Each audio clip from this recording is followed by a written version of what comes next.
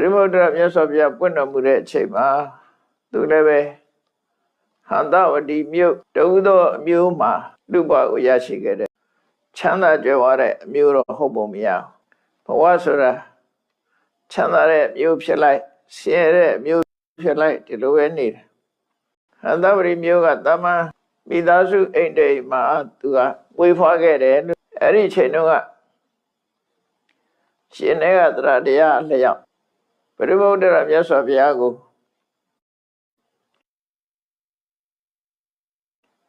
ကိုယ်ွယ်အားထားရာဖြစ်ရှိကပ်ခဲ့တယ်ဆိုလိုတာကပရိမုဒ္ဒရာမြတ်စွာဘုရားထံမှာတရဏဂုံတဲ့လို့ဘုရားဘာသာဝင်တူဖြစ်ခဲ့တယ်လို့ဆိုလိုတာပေါ့အဲ့ဒီမှာပရိမုဒ္ဒရာမြတ်စွာဘုရားဟောတဲ့သစ္စာလေးပါးနဲ့ပတ်သက်တဲ့တရားကိုသူနိုင်သူ့ရင်နဲ့နှလုံးထဲမှာဒီမြတ်စွာဘုရားဟောတဲ့တရားတော်ဟာမတုရအလုံးကိုနဝင်ချိုပြီးတော့ပရမတ္တရာစိတ်သက်သာရကိုအစွမ်းကိုရစေတယ်သစ္စာလေးပါးတရားကိုနားလဲရတဲ့အခါမှာစိတ်သက်သာမှုတွေကိုရပြီးတော့အဲ့ဒီအချိန်မှာပဲတရာစဘိက္ခုနေဝီရောလူခစီဝရဓာရိနေ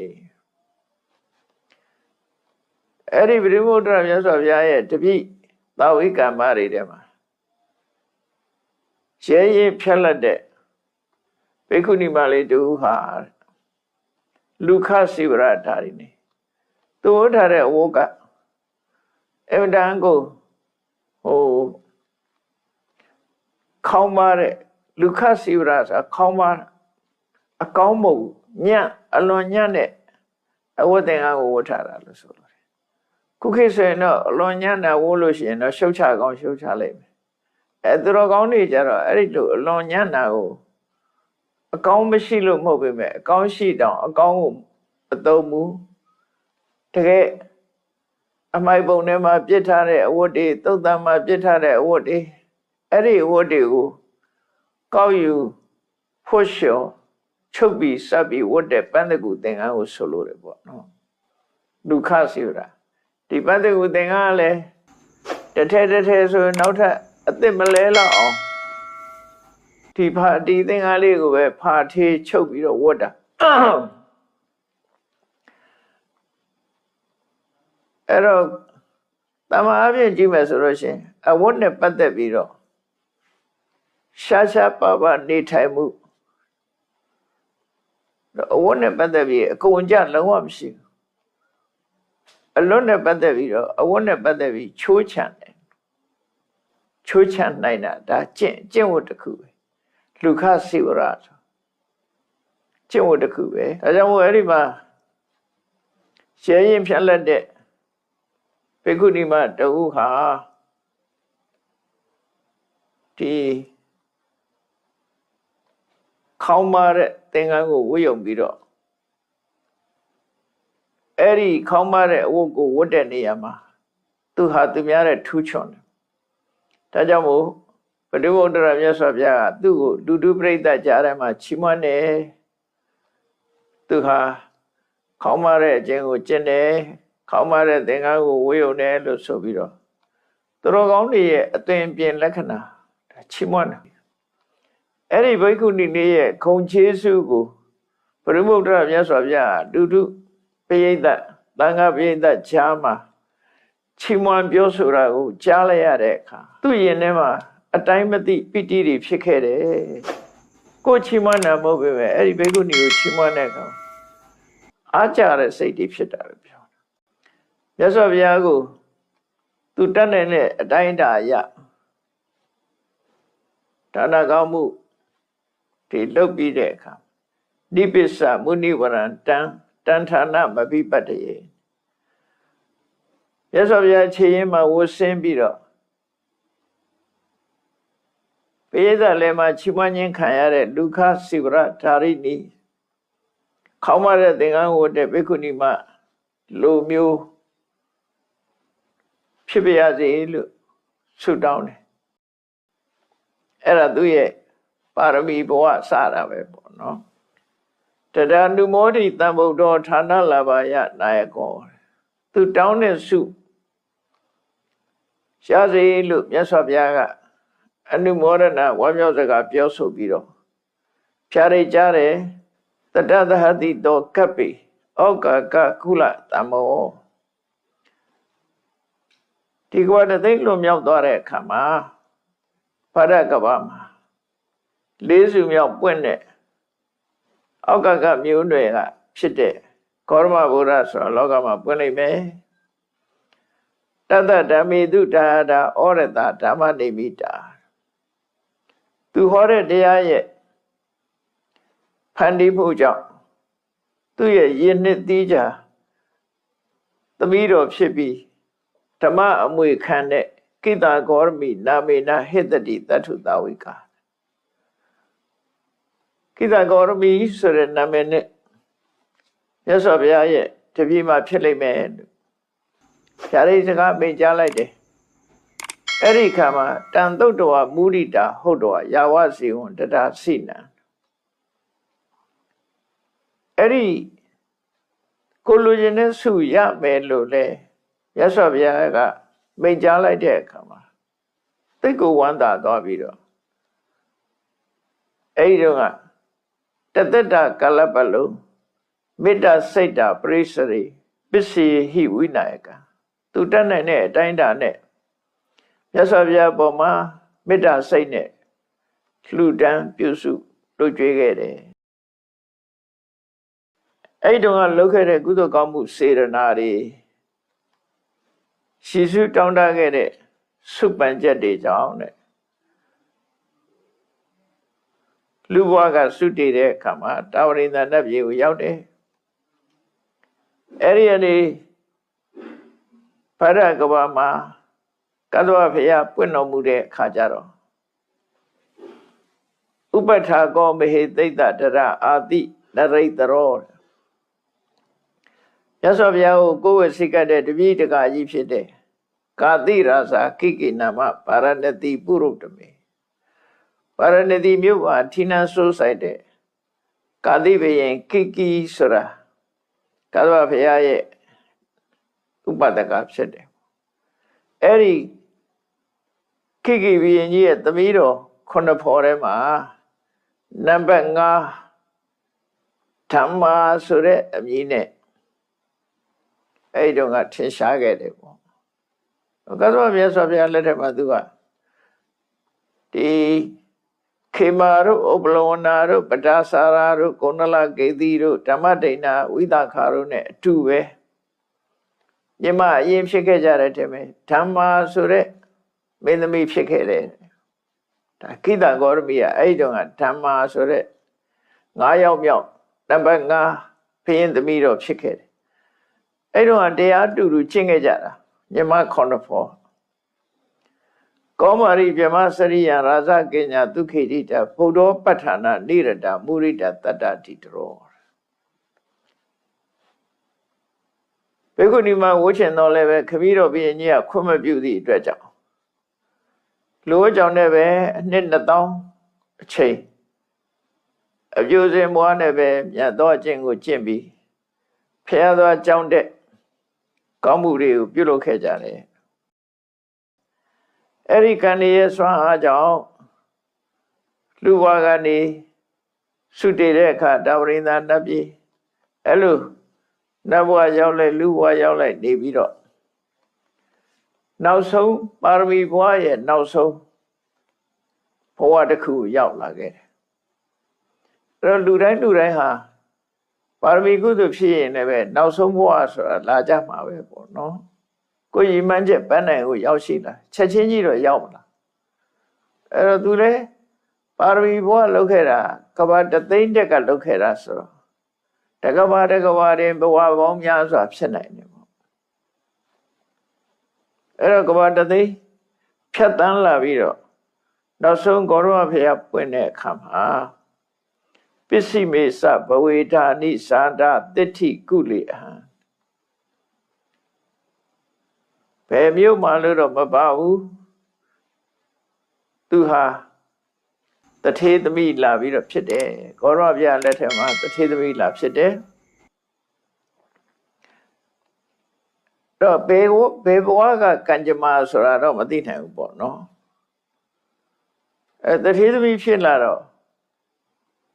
လူတွေကဒီတိုင်းပဲချမ်းသာတဲ့မိဘအိမ်ရောက်ပြီမလို့ကိုရောက်လာမှမွဲသွားတာလည်းရှိတယ်အရင်ကတော့ချမ်းသာသူမွေးပြီးတဲ့နောက်ကျမွဲသွားကြတယ်တချို့လည်းသူရောက်လာမှစီးပွားတက်တယ်ဆိုတာလည်းရှိတယ်အကြောင်းတရားတွေကိုတော့ဒီမှာတော့ဖော်မပြတော့လို့အကြောင်းတစ်ခုတော့ရှိမှာပေါ့နော်သူကမွေတော့ကတော့တထေးအိမ်မှာမွေတယ်ဒါပေမဲ့နောက်ပိုင်းကျတော့ဒီတထေးကဒေဝါလီခံသွားတယ်ချမ်းသာတဲ့လူကဆင်းရဲတဲ့ဘဝရောက်သွားတယ်မြန်မာပြည်ကြီးလို့နေမှာပေါ့တစ်ချိန်တော့ချမ်းသာတယ်အခုတော့ဒေဝါလီခံနေရတယ်စီဝါဥစ္စာတွေတိုးတက်တာကနေအဲ့တော့ဒီလိုပဲတစ်ချိန်တော့ချမ်းသာခဲ့ပြီမဲ့လို့ဆွေပြေတဲ့အခါဆင်းရဲမွဲတေမှုတွေရဒုက္ကတိအဒနိနတ္ထိကတာသတရဏံကုလံသူ့ဘဝလေးဟာဒုက္ကတိသူတို့မိသားစုကဆင်းရဲသွားတယ်တဲ့အဒနိပစ္စည်းဥစ္စာတွေလုံးဝမရှိဘူးဆင်းရဲတဲ့ဘဝရောက်သွားတယ်နတ္ထိအလုံးပျက်စီးကုန်တယ်အဲ့တော့တထေးသမီးမွေတော့ကတော့တထေးသမီးပဲသူပြေရောက်လာတဲ့အခါဆင်းရဲသွားတော့ဆင်းရဲသူမှဖြစ်သွားတော့သို့တော့ကံကောင်းတာတော့ဘာလို့ဆိုကတာသတဒနံကုလံအိမ်တော်ရသားကြတဲ့အခါကျတော့တထေးသားနဲ့သွားအိမ်တော်ကြတယ်တထေးသမီးပဲဆင်းရဲသွားပြီဆင်းရဲသူမှဖြစ်သွားပြီဖြစ်သွားတဲ့ပေမဲ့လို့သူကအိမ်အောင်ကြတဲ့အခါကျတော့ပစ္စည်းချမ်းသာတဲ့အိမ်ကိုရောက်သွားတယ်ပေါ့အဲ့တော့စဉ်းစားကြည့်လေပတ်စံမရှိတဲ့လူကပတ်စံရှိတဲ့အိမ်ရောက်သွားရင်ဘယ်လောက်မျက်နှာငယ်လဲဒီဘဝမှာလည်းဒီလိုပဲမျက်နှာငယ်ကြမှာပဲလေလူဆိုချမ်းသာတဲ့အိမ်ရောက်သွားလို့စိတ်ချမ်းသာရမယ်တော့မထင်နဲ့မျက်နှာငယ်ကြရတယ်ပေါ့အဲ့ဒီသူဟာလည်းပဲအဲ့ဒီအဖြစ်မျိုးကြုံတယ်ပေါ့ချမ်းသာတဲ့အိမ်ကိုသူရောက်သွားပြီမဲ့ပတိန်ထပိတဝသေတာမေဒိတန္တိအဒနာဣတိဒီကောင်မလေးကဆင်းရဲတယ်ပိုက်ဆံမရှိဘူးမွဲတယ်ဆိုပြီးတော့သူ့ယောက်ျားကလွယ်ကြံတဲ့လူတွေကသူ့မုန်းရတယ်နော်လူဆိုတာလဲရွှေရှိမှမျိုးတော်တယ်ဆိုဟုတ်တယ်အဲ့ဒါကျမ်းသာမှာမျက်နှာပွင့်တာကိုဝိုင်းနေကြတယ်ပေါ့အတိပ္ပယ်ကတော့သူကဆင်းရဲသူမှဆိုပြီးတော့ဝိုင်းနေကြတယ်ဒါပေမဲ့သူ့ယောက်ျားကတော့သူ့ရဲ့အိမ်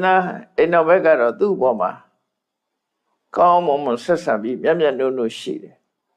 အဲသူကလွယ်ရင်တိမ်လုံးကသူ့ကိုကြည့်မရကြဘူးဘဝဒါလည်းအကုသိုလ်တစ်ခုလည်းဖြစ်ကောင်းဖြစ်နိုင်တယ်သူ့ကိုကြည့်မရကြဘူးအဲ့ဒီအနေထားမျိုးရောက်သွားတော့ဘလောက်စိတ်ဆင်းရဲမလဲအဲ့ဒီချိန်မှာသူ့ဘဝ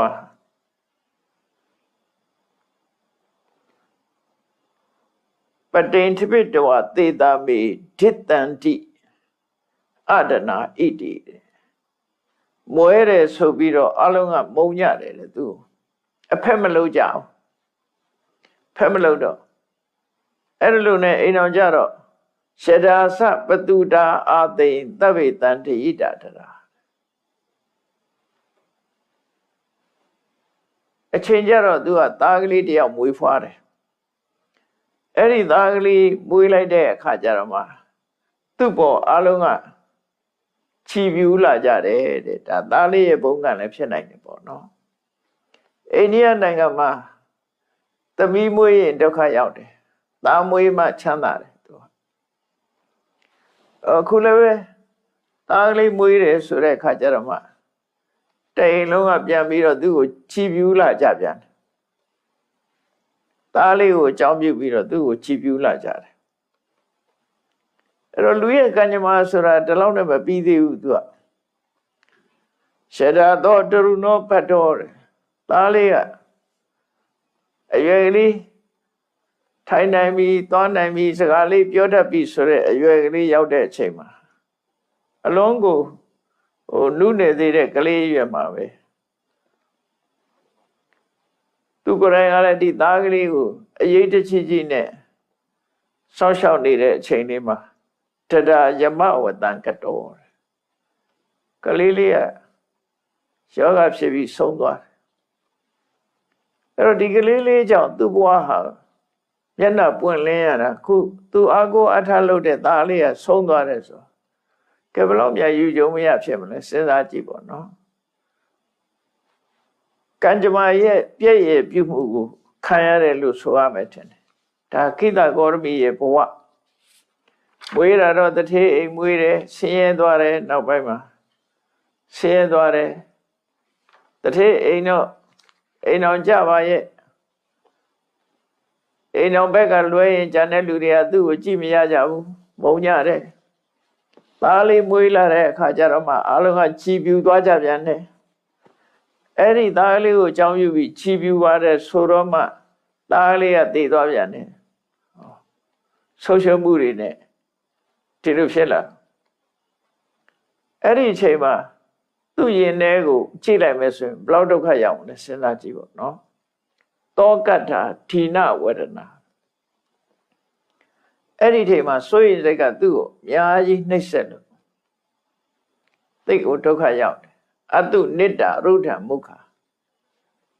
တငုံငူတယူယူနဲ့မတံကုဏပမာရယဝိလပန္တိကမမဟံသူကိုသူပြန်ပြောပြတယ်သားလေးရဲ့အလောင်းကောင်ကိုရှင်ခွင်ပိုက်ပြီးတော့သူဟာတရန္တရနဲ့အရထဲလှည့်လှည့်ပြီးတော့သွားလာနေတယ်သူသားသေးတယ်ဆိုတာကိုပြောလို့မရမယုံကြည်နိုင်ဘူးမယုံကြည်နိုင်ဘူး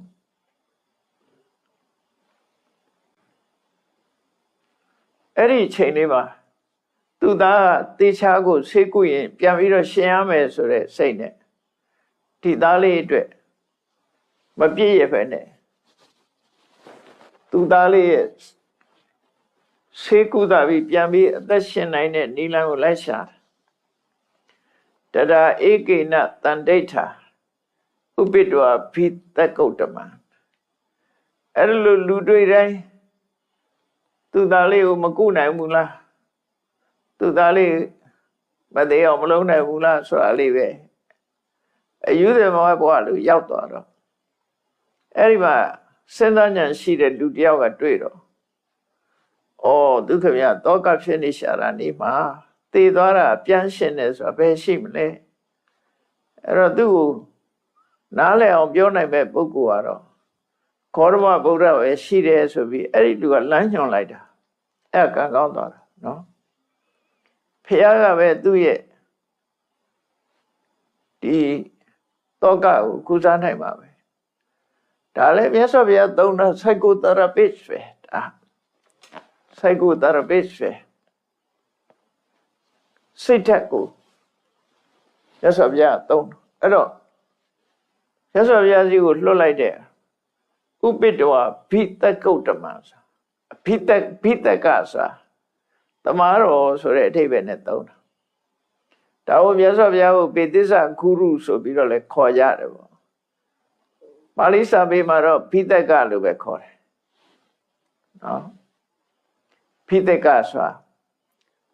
ဆေးဆရာတမားတော်ဆိုတဲ့အဓိပ္ပာယ်နဲ့ရှိတယ်ပေါ့စေကုသနိုင်သူဘိတကအဲ့ဒီမြတ်စွာဘုရားစီမြတ်စွာဘုရားဟာတကယ်ယောဂမျိုးစုံကိုပြောင်းအောင်ကုနိုင်တဲ့တမားတော်ကြီးဖြစ်တယ်ဆိုတာကိုပြောလိုက်တော့ဘုရားစီရောက်သွားတယ်အဝေါစံဒေဟိမေသစ္စာပုဒ္ဒသင်္စီဝနန္တိဘောအရှင်ဘုရားတဲ့တပည့်တော်သားလေးပြန်ရှင်မှုအတွက်ရှင်ဘုရားဆေးပေးပါဘုရားစီဆေးသွားတောင်းတယ်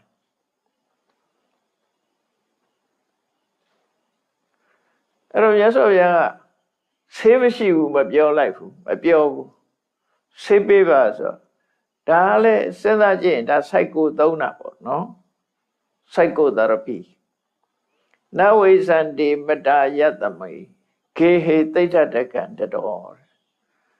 ဟဲမင်းသားအသက်ရှင်ဖို့အတွက်ကတော့မုံညင်းစိတ်လက်တစ်ခုပ်ဆောင်လောက်ရရင်ရှင်ပါတယ်ပေါ့မုံညင်းစိတ်ကိုရအောင်ရှာလိုက်မုံညင်းစိတ်ကိုအိမ်တွေကနေပြီးတော့ရအောင်ယူလာခဲ့ဒါပေမဲ့အဲ့ဒီအိမ်အဲ့ဒီအမျိုးထဲမှာလူမသေးဘူးတဲ့အမျိုးကမုံညင်းစိတ်ဖြစ်ရမယ်ဒါဆိုင်ကိုပဲနော်သူ့ကိုအတိတရားပြန်ပြီးတော့ရစေအောင်ဘယ်တော့မှမသေးဘူးတဲ့မျိုးစုတွေကနော်အိမ်ရလို့ပြောတာမဟုတ်ဘူးပေါ့ဒီအမျိုးနွယ်ပေါ့ရှင်းတော့ကတော့ကုလဆိုတာမိသားစုပဲတော့ကြတော့အိမ်အောင်ကြကစားအိမ်အောင်ခွဲသွားပြီးအိမ်ဆိုလူမသေးဘူးတဲ့အိမ်လည်းရှိတယ်လေအဲ့လိုဆိုလိုတာမဟုတ်ဘူးမိသားစုထဲမှာမသေးဘူးတာဆိုမိသားစုဆိုတာကြာလာပြီလေအဖိုးတို့ဖွားတို့တခုတော့သိခဲ့မှာပေါ့နော်အဲ့ဒီမိသားစုထဲမှာလူမသေးဘူးတဲ့မိသားစုကမုံညင်းစိတ်ကိုရအောင်ရှာခဲ့အဲ့လိုရသော်ဗျာမှာလိုက်တာအာဟရာတိစီနောအာဟဝိနယောပါယကောဝိတောလူတယောက်ကိုနားလေတော့အောင်ဆုံးမတဲ့နေရာမှာစွန့်ရည်တတိရှိတဲ့ကျွမ်းကျင်လိမ္မာတဲ့မြတ်စွာဘုရားကအဲ့ဒါရှာခိုင်းလိုက်တယ်အကယ်၍သာမြတ်စွာဘုရားဟဲ့မသေးတဲ့သေသွားတဲ့လူကိုဘယ်လိုလုပ်ဆေးကုလို့ရမှာတော့လို့ပြောလိုက်ရင်သူကပိုးတော်ယူခြင်းယူသွားနိုင်တယ်နော်မျောလင်းချက်ကလေးပေးလိုက်တာဘုံချင်းစေးရှာခဲ့ဘုံချင်းစေးဟာလူမသေးဘူးတဲ့အမျိုးတွေကမူသားစုဖြစ်ရမယ်အဲ့လိုပြောလိုက်တော့သူအတက်သွားတယ်ငါသားလေးတော့ပြန်ရှင်းတော့မှာပဲဆိုတရာကမိတ်တဝသာဝဋ္ဌိနာလဘိဒါရိတံကရာသာဝဋ္ဌိတစ်မျိုးလုံးလှဲ့တာဘုံချင်းစိတ်လိုက်တောင်းတယ်လိုက်တောင်းရင်ဘုံချင်းစိတ်တော့ပေးကြတယ်ဒါပေမဲ့လူမသေးဘူးလားဆိုဟင်းမသေးဘူးတာပဲရှိမလဲဒီအိမ်ကလည်းမရဘူးဟိုအိမ်သွားတော့လဲသိဘူးတယ်အိမ်တိုင်းအမျိုးတိုင်းလိုက်ပြီးတော့ကြည့်လိုက်လို့ရှိရင်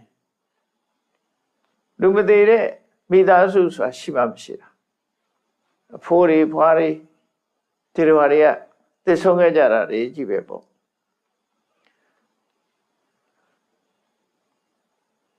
နလဝိတာရိတံကတကုတောသိဋ္ဌကံတတ္တမတတောလတ္တတတိဟံအဲ့တော့ဟိုအိမ်မေးလိုက်လေဟာမသေးဘူးတာပဲရှိမှသေးဘူးတာပဲဟိုအိမ်မေးလိုက်လေပုံချင်းစိတ်တော့ရှိတယ်ဒါပေမဲ့လူမသေးဘူးတာမဟုတ်ဘူးဆိုဟိုအိမ်မေးလိုက်လေသေးဘူးဒီအိမ်မေးလိုက်လေသေးဘူးဆိုတော့အဲ့ဒီအချိန်မှာသူတတိတရားပြန်ရသွားတာသူရဲ့အသိစိတ်တွေကပြန်ဝင်လာတာအဲ့ချိန်လေးမှာတတောလတ္တတတိဟံ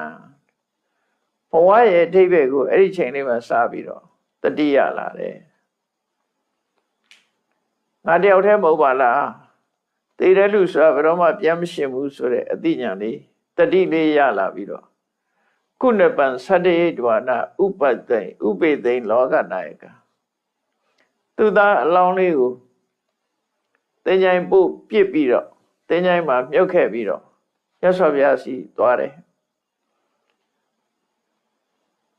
သားလေးအလောင်းကိုသုတ်တံမှာပြစ်ပြီးရသော်ဗျာစီကိုလာတဲ့အခါမှာဒူရတောမမန်ဒိဋ္ဌဝအဝေါစမဒုရတရောစကားကိုချိုးချိုးသားသားနဲ့နဝင်ချိုအောင်ပြောတတ်တဲ့ရသော်ဗျာကတဲ့ခလန်းလန်းကပဲသူ့ကိုမြင်တဲ့အခါမှာပြောလိုက်တယ်သူ့ကိုသတိပေးလိုက်တယ်ယောသဝတ္တတံဇီဝေအပတံဥရိယဗယံဧကဟံဇီဝိတတေယောပတ္တတောဥရိယဗယံတဘာဝတရားရဲ့ဖြစ်မှုပြမှုကို မသိတဲ့ပုဂ္ဂိုလ်တယောက်ဟာမသိဘဲနဲ့အနှစ်တရာအသက်ရှည်နေတာဟာတန်ဖိုးမရှိပါဘူးအခုမင်းသဘာဝတရားရဲ့ဖြစ်မှုပြမှုတွေမင်းသိသွားပြီအခုလို့သိတဲ့ဒီနေ့တည်းရဲ့ဟာတန်ဖိုးရှိဆုံးပဲဒါကပိုမြတ်တယ်ဖြစ်တာပြတ်တာမြင်လို့ရှိရင်တနေ့အသက်ရှည်တာကတော့ပိုတန်ဖိုးရှိတယ်ဆိုတာရဲ့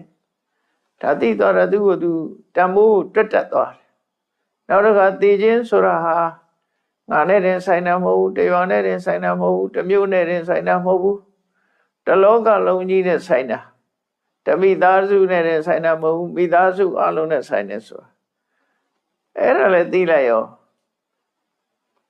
သူဟာသဘောပေါက်နားလည်သွားတယ်သိခြင်းတရားကိုအယုပြုပြီးတော့လောကကြီးရဲ့မတည်မြဲတဲ့အခြေအနေတွေအကုန်လုံးသဘောပေါက်သွားတယ်သဘောပေါက်သွားတော့ဓမ္မစက္ကုံဝိသောရယေသောတပန်ဖြစ်သွားတယ်လောကကြီးကိုကြည့်တတ်မြင်တတ်သွားပြီပေါ့သဘောဝတရားတွေကိုသိသွားပြီအဲ့ဒီကြတော့မှသူဟာတတောဝိညာတတတ္တမှာဒီတရားကိုသိပြီးတဲ့အခါကျတော့မှပပ္ပိစေအနာဂါရိယသာသနာပေါင်းဝင်ရောက်လိုက်တယ်တဲ့တထာပဝိဇိတတန္တိယုံစန္တိစိနသာသနေသာသနာပေါင်းဝင်ပြီးတော့ဘေကုဏီဘဝမှာမြတ်စွာဘုရားရဲ့ဆုံးမတိုင်းကျင့်ကြံကြုတ်ကိုအားထုတ်တယ်နသိရိနေဝကာလေနအရဟတမပပုနေသိမကြလိုက်ပါဘူးတဲ့နောက်ဆုံးမှယဟန္တာမဖြစ်သွားတယ်နော်အသိဉာဏ်นี่မြင့်တက်သွားပြီယဟန္တာဖြစ်တာနဲ့တပြိုင်နက်ဣတိသုစဝတိဟောမိဒိဗ္ဗယသောတတတုယတကူမျိုးမျိုးတွေဖြစ်လာတယ်ရလာတယ်ဒိဗ္ဗသောတအဘိညာဉ်ရလာတယ်ပရစိတ္တနိသာနာမိတတ္ထုသာသနာကာရိကာမြတ်စွာဘုရားကိုအဆုံးမရဲ့မြတ်စွာဘုရားရဲ့အဆုံးမတိုင်းလိုက်နာကျင့်သုံးလို့သူတော်ဘာစိတ်တွေကိုသိတယ်ပုဗ္ဗေနိဝတ္တသာနာမိအတိတ်ဘဝတွေကိုသိတယ်ဒေဝစက္ခုဝိသောရိတံဒေဝစက္ခုဝိညာဉ်ကိုရတယ်ခေပိတဝအာသဝေတ္ပိ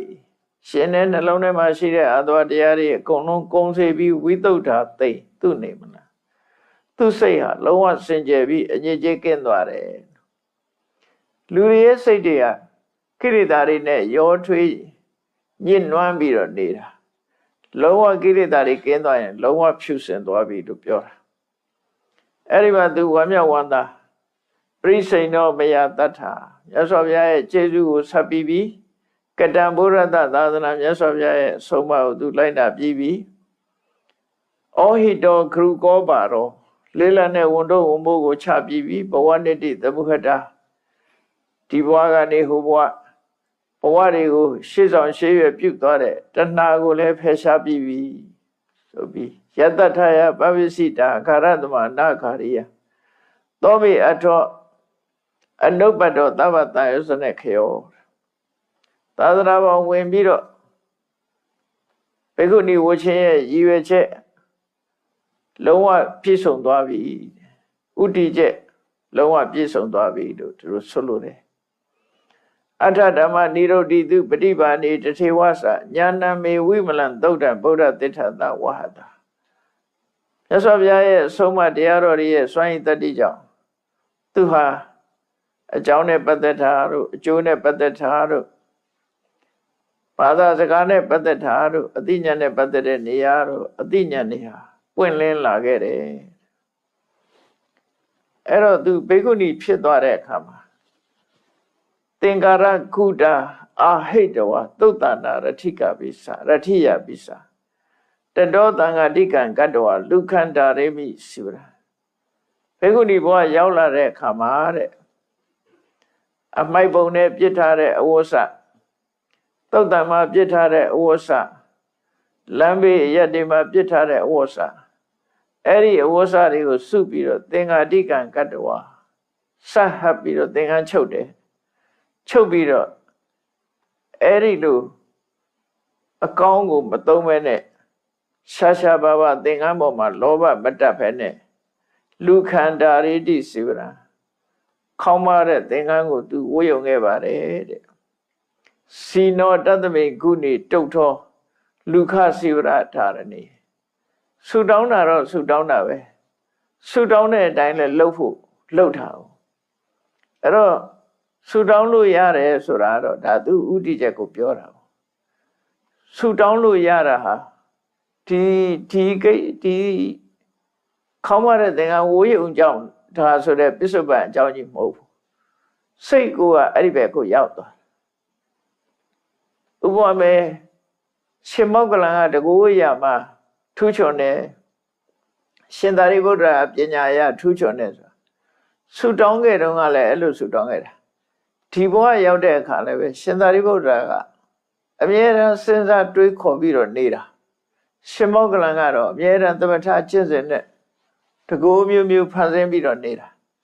ဝါဒနာချင်းမတူကြဘူး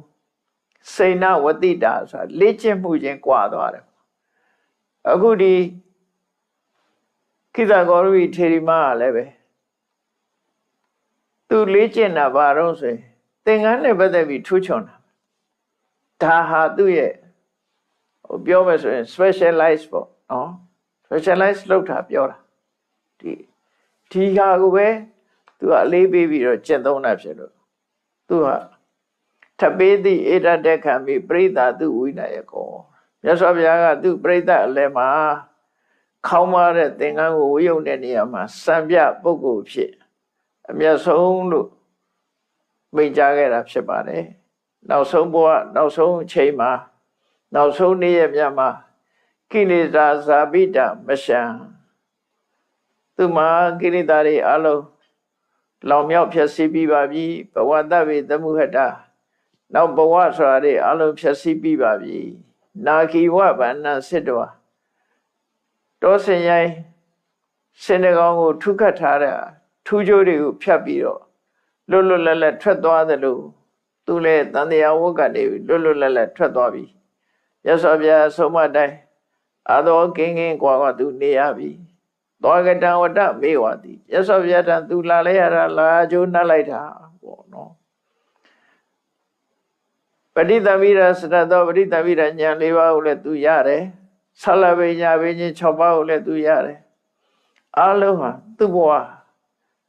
လှုပ်เสียမကြံလောက်အောင်ပြည့်စုံတဲ့ဘဝကိုသူရတယ်လို့